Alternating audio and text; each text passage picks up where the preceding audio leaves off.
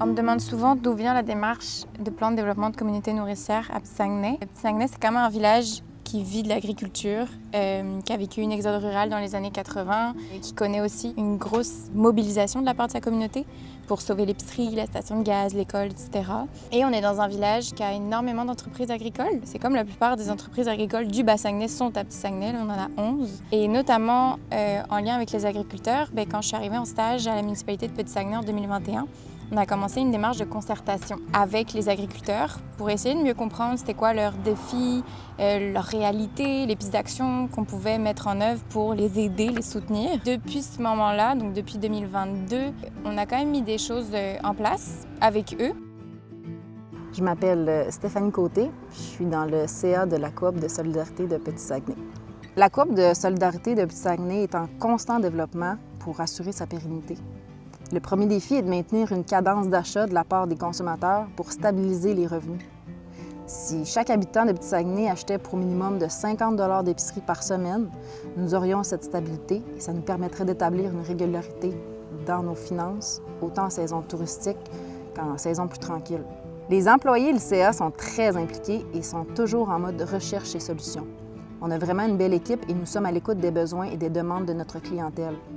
Une chose qu'on peut facilement oublier, c'est aussi le privilège d'avoir une bâtisse pratiquement neuve, moderne et au goût du jour. Bonjour, mon nom est Richard Tremblay, je suis directeur de la restauration au village de vacances Petit-Saguenay depuis maintenant 11 ans. Alors, les défis pour un restaurateur en milieu rural sont nombreux et bien spécifiques. D'abord, il y a la main-d'œuvre. Tirer et retenir du personnel qualifié, c'est pas toujours évident. Donc, tous les gens du coin, le village est vieillissant malheureusement. Et avoir du personnel qualifié, c'est de plus en plus difficile. Donc, on se fait affaire beaucoup souvent avec des gens à l'étranger, à l'extérieur de la région, pour pouvoir avoir des travailleurs qualifiés, bien sûr. Je me présente Robin Boudreau. Je suis cofondateur des semences Sacadroises dans la pomme de terre de semences et copropriétaire de la bleuetière Sacadroise. Les forces dans le domaine agricole, je pourrais dire que ce qui est intéressant pour l'agriculture, c'est l'occupation du territoire. Au niveau du patrimoine, c'est très important.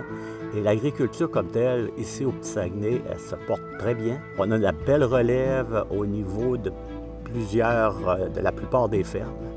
Et on a aussi des fermes laitières, une diversité au niveau de l'horticole. On a au niveau de la pomme de terre, les bleuets. On a beaucoup de diversification, si on veut, de l'agriculture. Donc, pour le Petit-Saguenay, oui, pour les producteurs, c'est une force, mais moi, je pense que c'est d'autant plus intéressant pour la population de Petit-Saguenay à avoir parmi eux ce beau patrimoine-là. L'objectif de la démarche de plan de développement de communautés nourricières à Petit-Saguenay, c'est vraiment de créer une stratégie alimentaire cohérente pour devenir plus autonome, résilient et solidaire. Parce que même si l'agriculture, c'est une activité qui est importante ici, il y a un défi, c'est donner l'accès à des aliments sains, produits localement pour toute la population et ce, toute l'année.